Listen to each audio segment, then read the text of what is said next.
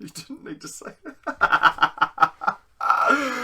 Hey, kill everybody. It is June the 11th. I don't have an amazing fact. We are missing Nato. He's taken a knee for tonight. The amazing fact is we have plenty of amazing guests for your pleasure, for your viewing pleasure. Straight into the board. Bryce Hosking says, very nice day in the Hutt Valley. Not chilly now. That's hashtag weather chat. Scott Taylor says, hi team. Will Miller says, go the Nuggets. Whoa, didn't the Nuggets have a good draft? And it's still going on as we speak, as I hopefully sit here and... Yeah, go on. Te Wanganui Atara, Magic Day in Ellington again, tuning in. Thank you so much, Craig and Brendan Anderson. Evening, lads. Loving watching the draft. Great initiative. Craig Rogers, Wellington, not Ellington.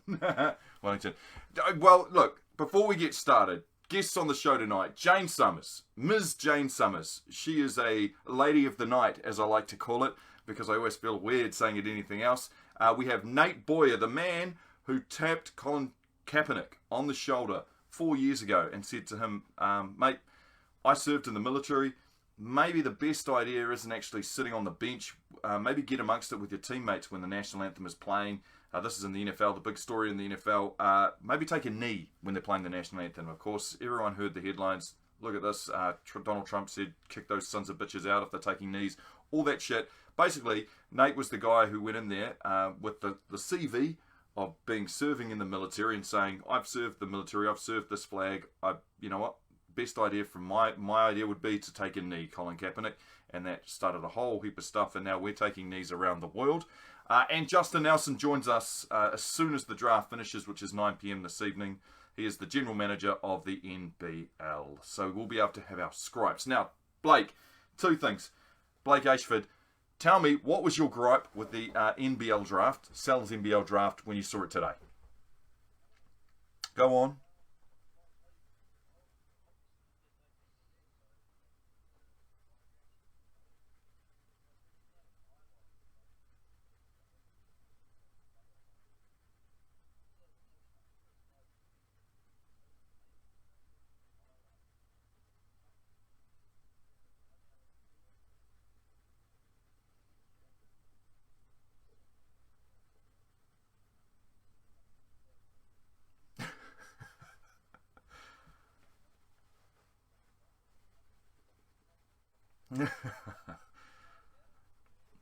Yeah. No, I think I know what you're saying. I think considering how long it took, like it was very rushed to put together, and I know from a production standpoint, the more little bits you add, like whether it might be a highlight or anything like that, you can mess it all up and you can confuse it really, really quickly. It can get messy really quickly. So the way they did it was very plain, very simple. I thought Andrew Mulligan, Casey Frank, and Hugh Bainan did a pretty good job of having knowledge on the players, and I thought they did a pretty good job bouncing in and out from each other. But it was pretty rushed and pretty quickly put together. So I'm guessing they were trying to not make it too confusing by having people come in and having all this other stuff sort of interflowing.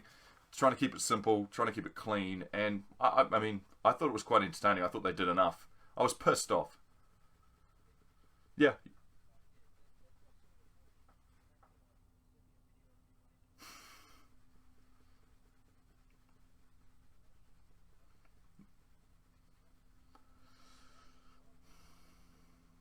yeah, it would. As any time you see one of your mates a little pissed off in life, you always get a little happier because, let's be honest, can't hear. What's going on? Can you hear Blake? Can you hear Blake talk? Yep. Yeah. Yep. Okay. Can you hear him now? Or is it just me? James, you can hear him now. No sound from Blake. Okay, Blake. All that whole thing you just said then. You may talk about it again. Blake was pissed off. Let me do it really quickly. Blake was angry because it wasn't flash enough. It didn't have everything going on. It didn't have highlights from the players. It didn't have this. It didn't have that. And so now he's disgruntled and he's no longer a fan of the NBL. In fact, say your exact words you said. Say your exact words you said to me before we came on air. What did you say? Fuck off, mate. What did you say, mate? Too many times you do this to me. What did you say? Me and Web Dog. I agree with Weber. Boys, Corey Webster. Boys. Corey Webster, he's backing Corey Webster now, saying it's an absolute joke simply I because... hope everyone can hear me, but like I said, when Mark Peard wasn't selected, I was very happy. But the rest of it could have been done up. Maybe I'm being picky, but you know, I'm just comparing it because I was in my head. I had NBA draft. Obviously, wasn't going to be there, but you know, I thought a bit more than just chatting. Yeah, I was saying, and you've already heard my bit because my mic was turned on. Blake's wasn't. Blake, turn your mic on. Chocolate milk. Yes, so basically tonight we're not going to hold you up for too much longer because we do want to get into Jane Summers, who we have pre-recorded earlier this morning. It was quite early for you, Blake. Oh, you still had your morning eyes on. I'm looking forward. Yep, you had your Weet-Bix. You just finished them. You and I were kind of. It's a topic that you and I don't talk about often, actually, the sex industry. So we were fascinated. So we'll get into Jane Summers first. Then we'll come back, have a quick chat with them. We've got Nate Boyer, the NFL player / Green Beret / Texas Longhorn / person who really told everyone, you know, maybe take a knee. We'll get into him. And then, of course, joining us last will be Justin Nelson. But earlier this morning, look at Blake's early morning eyes. We talked with Jane Summer. A couple of weeks ago, I lost my job, and I was interested to hear from other people whose industry was affected severely by COVID-19. And one thing that popped into my mind was, man, the sex industry, like masks, that's not stopping much, is it? Like in the sex industry. So I put a shout out there. You guys hooked me up. Jane Summers answered my call, a lady of the night, who's here to answer some questions for us. Lady of the night, is that still a terminology people use in the sex industry, Jane? Not commonly, no. We do prefer to use words, if we're being PC, like sex worker. Right. But we can have a bit of fun with it. I like to call myself a hooker. Right. Yeah. Well, there you go. Fair That's enough. cool. That's cool. I imagine Lady of the Night to be like, she comes in and things happen, and then she woof with the cape, and then out into the. I mean, like, let's be honest. I mostly work from 10 a.m. till 2 p.m. So definitely not a lady of the night. No. Wow. So how does that work? So is there certain people that have the time slot, like you're 10 till 2, someone else is 2 from? So I am self-employed, so I work Yeah. for myself. I have my own in-call, so clients come to me. I have an advertisement up on a advertising website. I also have my own website, and people can contact me, and they just basically text me and say, hey, Jane, I'd like to see you at, say, 12 o'clock for an hour, and then we make the booking and done, and I'm finished by 2. Nice. Done. Right, off to do some Speed shopping. Okay, so let's start with where we want to start, and then I've got no problem at all going anywhere we need to go. So COVID-19, obviously the restrictions, alert levels, everything gets crazy. People are closing down businesses left, right, and centre. People are trapped inside with family members. For you, how did it affect you and your work? Well, I slowed down at level 2. I stopped taking bookings then, but I think it was level 2 that we all stopped. It was level 1 that we had to close down everything, right? The past few weeks have just been a blur, but I basically level 1 shut down. I had 6 weeks with absolutely no income. It came out of the blue. So all of my income was gone. All my business stopped. We had the option there's an organisation called the NZPC, the New Zealand Prostitutes Collective, and they're there to kind of help us out. They fought for everything that we have now. Basically, it's because of them that we have decrim in New Zealand. And so, it's because of them that we were able to get support through the government funding with COVID. So when all the sole traders like myself lost all of their income, because we pay our tax and all of that jazz, we were able to go in and get that government subsidy. Yes. So financially I was fine, but a few of my friends weren't as lucky as me. A lot of people maybe weren't paying taxes or were working other jobs, and this was like the supplementary, just to make life a bit easier for them. So a lot of people did, business shut down completely. That's all of your income gone, just like that. So it was pretty hard. It was definitely hard for me. And was it a choice that you did it, or did your clients dry up? Would you have taken a client dry up? So my my phone definitely went quiet. But clients were still coming right until the government said absolutely lockdown. Right. You know, so there was still work there. And I assume for others that work would have continued all the way through lockdown, because some workers are survival workers, and there's no other way for them to pay their rent and to pay for food and all of that jazz. But for the fortunate few like me, we had the government funding. And so as soon as the business stopped, we had a couple of weeks where we were like, shit, what are we going to do? But then that government package came in, and all basically because of the PRA, sex workers in New Zealand were supported just like any other worker in New Zealand. That's cool, so, recognised. Yeah. That's cool. I was just about to say, so someone could have just gone, hey, can you come and spend lockdown with me?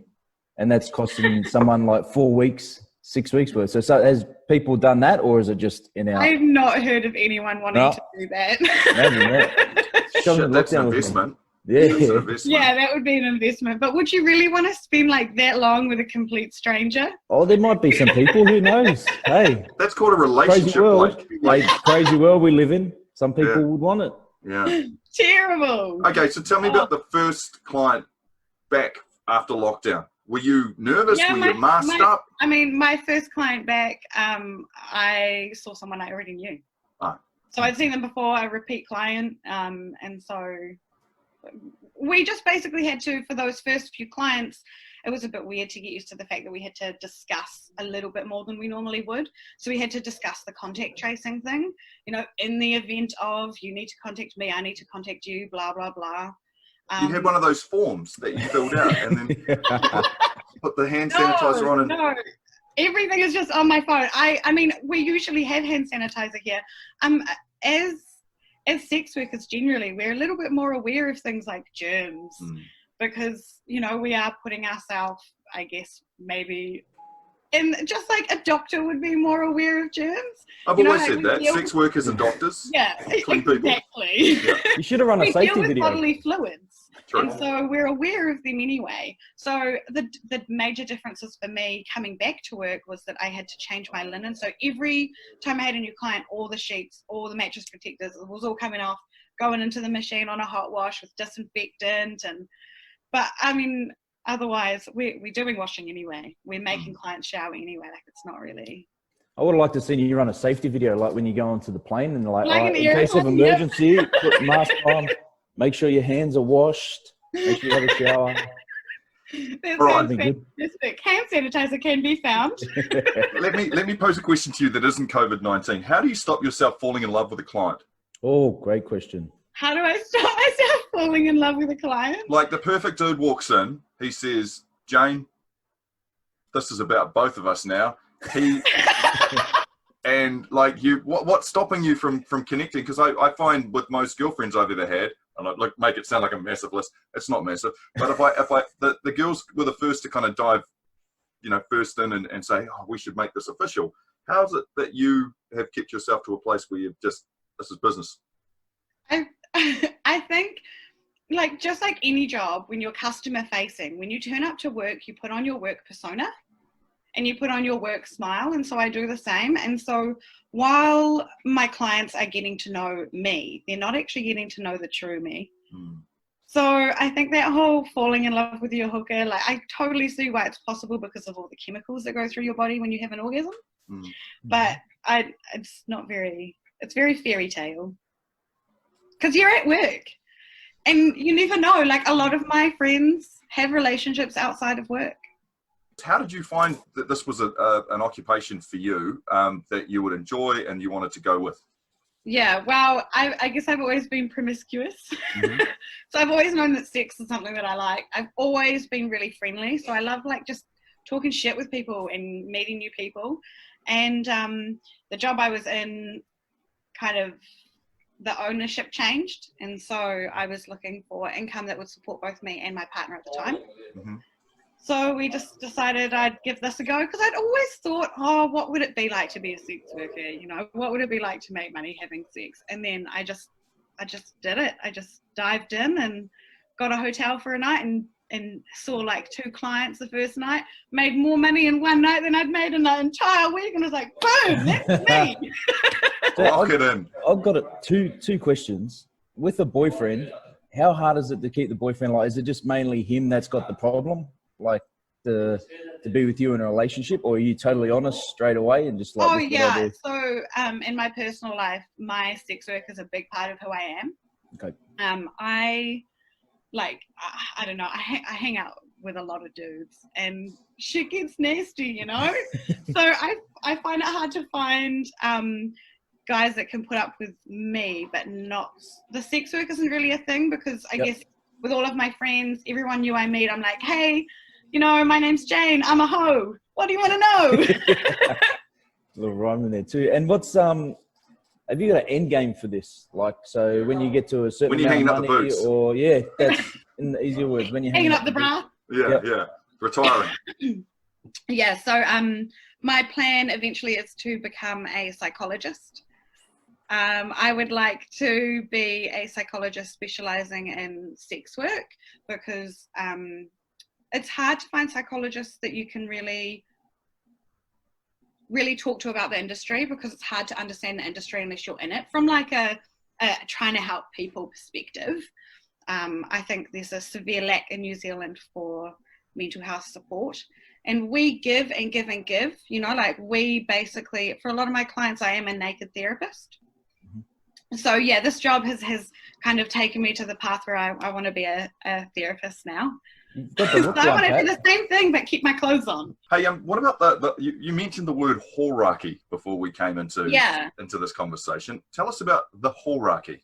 So if we want to get and dive into the little politics in the sex industry, there is something called the hierarchy, which I don't agree with, because in my opinion, everyone in the sex industry is equal no matter what you do.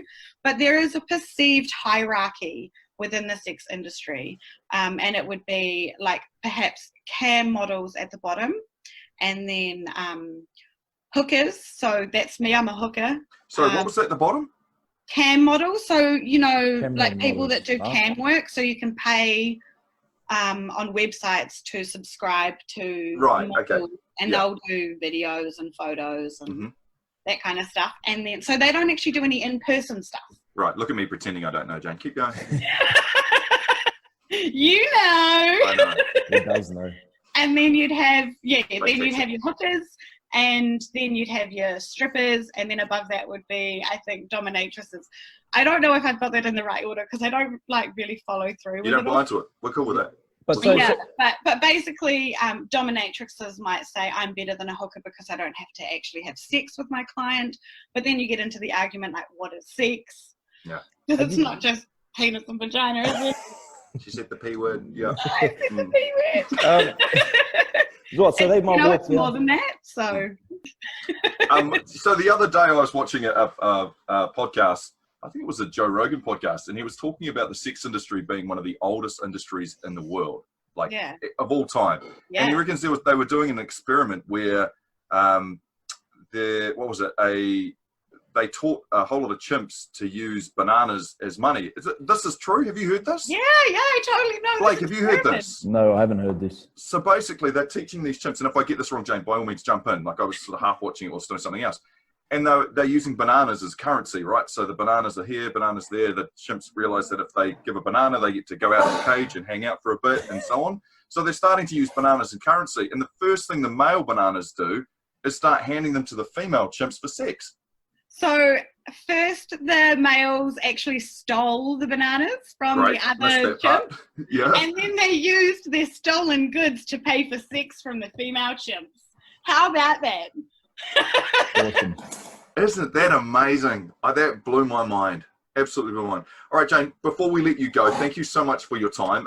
Where can people go if they've seen what they like? The marketing, eh? Yeah, wait. Ladies of the night, as I swoosh off into the night. Where can people go to interact with you, I guess is the nicest way of saying, start a conversation with you. I'm on Twitter at Miss Jane Summers. I'm also on Instagram, but I never use that. It's hard to get your tits out on Instagram, you see. Always said that. Yeah. So I have my own website, missjanesummers.com. Otherwise, you can find me for work. You can find me on advertising platforms like New Zealand Pleasure.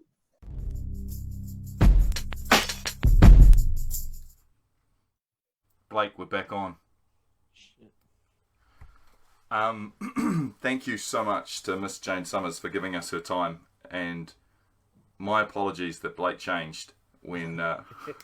Don't just because you get the first word. Don't you did that today? You tried to embarrass me, and it's worked. I'm the worst. I'm the worst wingman. I know I am. I am. I sat there and I was just like, what did I say to him before? What question? I was trying to think of a question. You always change though. You do that. I'm sorry. I just didn't. Jane's a lovely lady, and it was to me, it seems like we could be real dicks, or we could actually learn something here. And like you and I are pretty dicky. You and I will be joking around off the air, and then all of a sudden, Jane's there, and I'm like, okay, I better put on my normal person voice. This is normal for me. But no, I thought she was full of insight. Imagine that. So if you're paying your taxes in the sex industry, you got the government subsidy just like every other employed person who applied for it. Yeah. Yeah, and hey, she looked the part as well. Like I said, psychologist going for that look as well. Paying yourself for uni, like very intelligent woman. Turn up your mic, Blake. Okay, that's probably my fault. I turned it down because he was annoying me. I need to get some bananas, Reg. Mate, isn't that crazy though? Those monkeys, those chimps, literally started stealing the bananas and then giving them to the female chimps to.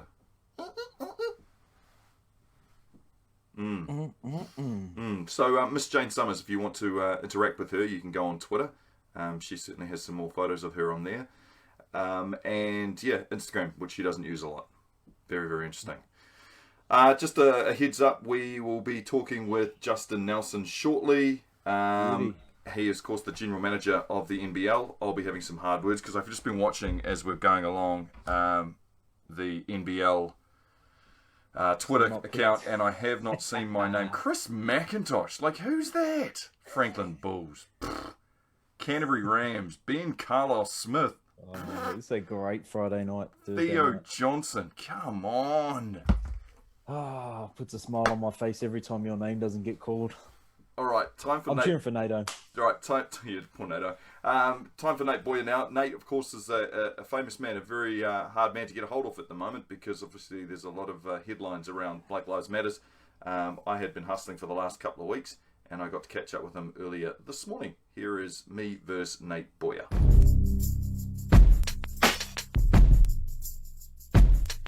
So Nate Boyer, the actor, the video game star, the Texas Longhorn, the Green Beret, the Seattle Seahawk, the dude who challenged himself when he felt angered by the Colin Kaepernick protest back in 2016, to look past his frustration, understand what Cap was trying to highlight, and then took the time to suggest taking a knee. The same knee now that's taken around the world in support of the Black Lives Matters movement and support of equality amongst race. Now, Nate, as impressive as that all reads, could you imagine that the time you took to understand what Colin was talking about would result in little old me and thousands around the world taking a knee? No, not at all. I mean, especially, when I look back 3.5, almost 4 years ago, when we had that conversation, Colin and I sat down for about an hour and a half, early on when he was sitting on the bench protesting. And he's just sort of point blank asked me, do you think there's another way I could demonstrate it's not going to offend people in the military? He was concerned with my feelings, the way I felt about it, which, I really appreciated. Not that I speak for the military or speak for anybody but myself, but, it showed just in that one-on-one conversation that he cared enough to ask that. And I suggested doing something alongside his teammates versus, kind of sitting back isolated on the bench. And kneeling was sort of the only thing that honestly made sense. And that's where that knee came from. So, I mean, that was a pretty quick conversation before that ball game, never thinking that he would, first of all, that he would do it, but second of all, that it would take off like it has and now has become a really interesting symbol. And it's not like I made up taking a knee. I mean, come on, that's age old right there. I mean, people have been doing it forever, whether they're praying or proposing to a loved one or, when a player on the field's hurt in football, at least American football, all the players take a knee out of respect for him until they get him up and cart him off the field. And also people in the military, like we'll take a knee in front of a fallen brother's grave to pay respects. So it's a sign of reverence. Dr. Martin Luther King and so many others had taken a knee in protest during the civil rights movement, but it was sort of something that hadn't been done so much recently. And I just think it's really interesting. And I think it's been really cool to see people from all walks of life, including people in law enforcement that want to see reform and things change and get better, do it alongside some of these peaceful protesters. Nate, it highlights to me just the importance of an athlete's role in society. How important do you think it is for these athletes to be making a stand and making sure that they have a voice? Oh, very important. You know, I mean, no matter who you are and honestly, what your message is. If you have that platform as an athlete, you know, and that's a big controversy today, talking about this whole idea of, they should just stick to sports. I mean, if everybody in the world just stuck to their profession and had no freedom of expression and what they believed, didn't speak out on those things, especially if they were trying to do good for our country and bring people together and make it a better place, then I mean, what good would the platform be? How did it feel when you turned on the news and you could see a crowd of thousands walking up Queen Street in Auckland, New Zealand going, man, yeah, let's get them behind us? Yeah, I mean, the international support is really cool to see, really interesting, and a lot of international athletes as well, which I think is pretty special. Yeah, I mean, I think it's awesome. It's very uniting, and it's incredible to me that you know, for instance, taking a knee was seen as by many as such a divisive thing, when in reality, it's one of the most uniting symbols now across the country, or across the world, I should say, which is really cool. But yeah, the droves of people, no matter if that's in Philadelphia, I saw some aerial shots of a march going on in Philadelphia, or other parts of the world, is pretty. Yeah, it's pretty astounding. Totally. I feel like, Nate, that you, it's probably hard for you to accept, but yes, you may not have been the first man to take a knee, but you were the man who took the time to reflect on what the discussion was and to get past, and you had the CV to prove it. You'd served in the military. You were the person who sat there and you were frustrated by it, but you went that step further and you took that time to reflect, and then you looked at what he was talking about. So good for you, man. I applaud what you've done in all of this as well.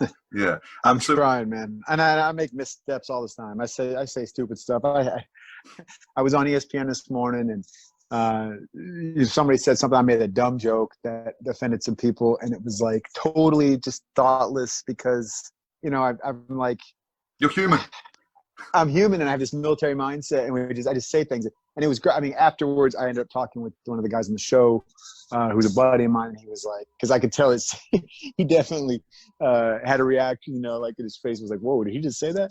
And, you know, but 99% of people knew, like, okay, that was the dumb joke. You shouldn't have said that, whatever. But then there's some people that just, man, they'll just rail you. And I mean, we all do that. It's like we all make mistakes, and we're all entitled and allowed to do that as long as we react in a positive way, and as long as, you know, we understand, all right, how can I grow from this? I mean, I screwed up. We've all screwed up. Like, what can I do next to fix it? I'm not just gonna like harp on it or try to defend it, you know, sitting in the past. Like, that's not gonna help anything. You want to be on the right side of history. That's all I know. I'm 39 now, man. Like, I want to make sure that things are different to where we grew up, and what happened with us that doesn't wash now. Like, bullying to me was like, man, that's just part of life. You got to get through the bullies to then succeed. But now bullying in schools, that's not accepted. And there's so much more that's different and changed. So I think the more people our age, especially, and the older generation sit back and actually observe what is right and what is wrong, rather than trying to teach what is right and what is wrong, I feel like we'll get a lot closer to getting to a place where everyone's sort of equal. We live in a country, mate, where our national rugby team is called the All Blacks. Our national football team is called the All Whites. Like, those names to us we've grown up with, but I'm with you. I don't want to live in a world where you have to change all that thing. Did you know about our All Blacks? Yeah, of course. You guys are legendary. Yeah, everybody knows about that. No, everybody knows about the All Blacks. I didn't know the All Whites. I've never heard that. I didn't know that. That's only to do with the color of the strip. Are legendary. Yeah. No. I figured it was just skin. No. No. Bad joke. See, there you go again. You're going to get yourself in trouble, Nate. You're an important member in history. You can't be doing that. No, hey, mate, it's a tribute to you and the quality of man that you are, because I'm a shit kicker down in New Zealand doing a vlogcast with a few people, and to take the time. I know that you're horrendously busy. To take the time to talk with me, I truly appreciate it. I appreciate that, brother. Thanks for having me on, Mark.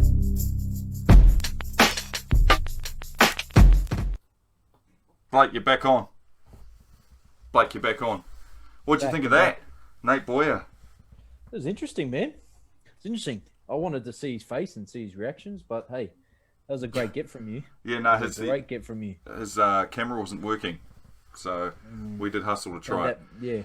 No, it's interesting how he talks about what he's been through and then how Kaepernick approached him after he'd written a letter. Yeah. I was interested by that. How did you use your platform as a player and stuff? Did you get? Is there any? What? No, I'm just asking. I don't know, Blake. I'll be honest. I didn't follow you back in the time. But what was the stuff that you stand for? I mean, I'm interested to know. Fucker. Yes. Show us what you showed me just before we went into that interview. Show me the news that you just showed.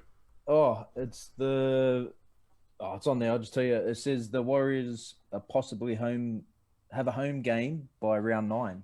By round 9. So what round are we up to now? What round are we up to now? Does it go back from after COVID? Does it start round 1? It doesn't, eh? So what, 3, 4? So this is 5. So 4 weeks? I don't know. It seems a bit too soon. Yeah. But they said round 9, so that's what they've said. So it's predicted, and it was on Instagram. So if you believe everything you believe on Instagram, well, hey, round 9, here we come. Yeah. I thought it was quite cool how Nate Boyer could still have some jokes. Do you know what I mean? Like we've got to remember to still be joking. Like we've got to remember to still have a sense of humor and laugh at some stuff. I know that it's getting real serious and everyone's like offended by everything, but for a man who's in his position right now, I thought it was quite cool that he could still joke. Speaking of jokes, James Taitamu, maybe his camera was taking a knee against Zoom.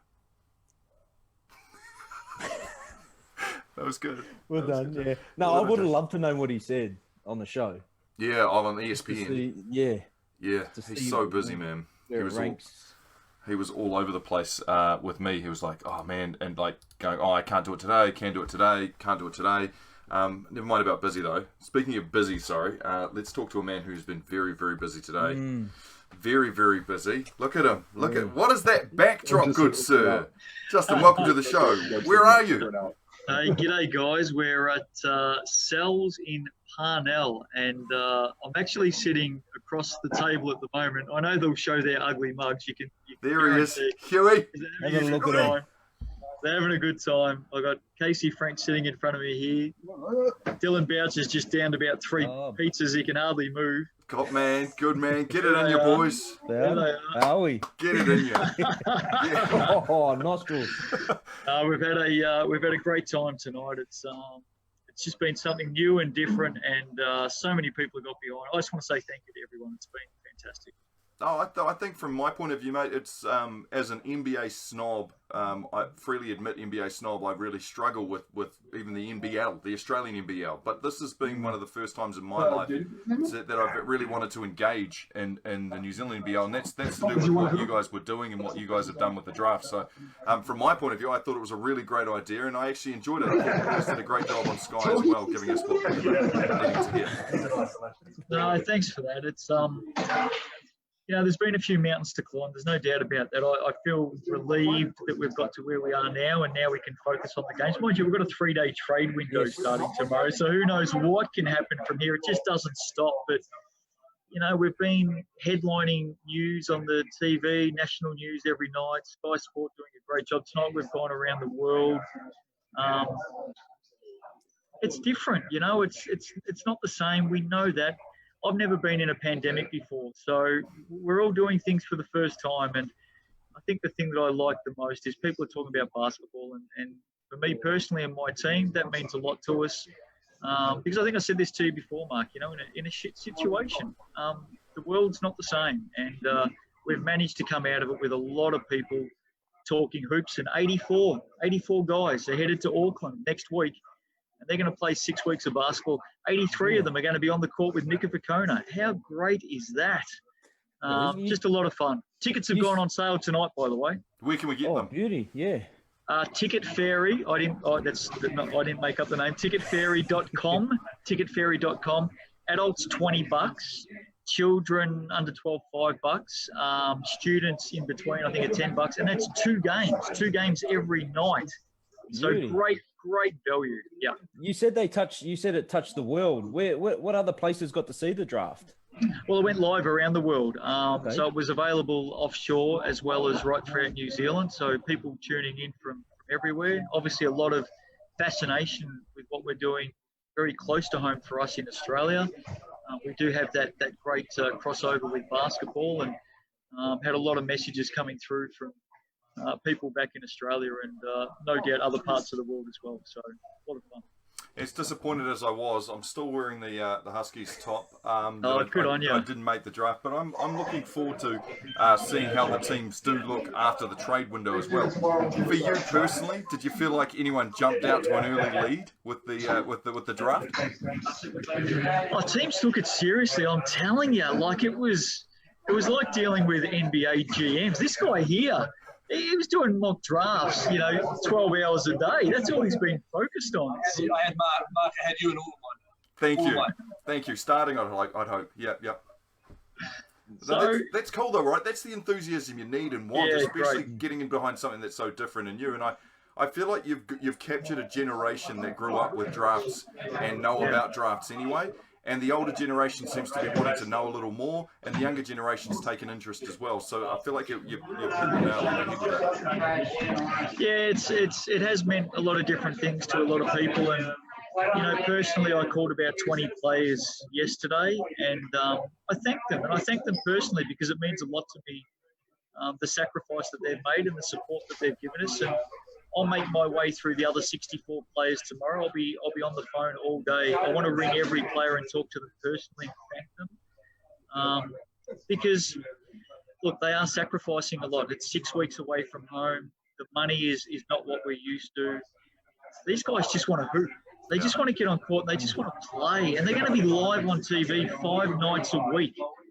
I can't wait. I'm going to be sitting courtside just like every other fan. And I'm just going to love it all. It's going to be great. Top man. Hey Justin, thank you so much for touching base. I know that you're about to celebrate what I feel was a successful draft anyway.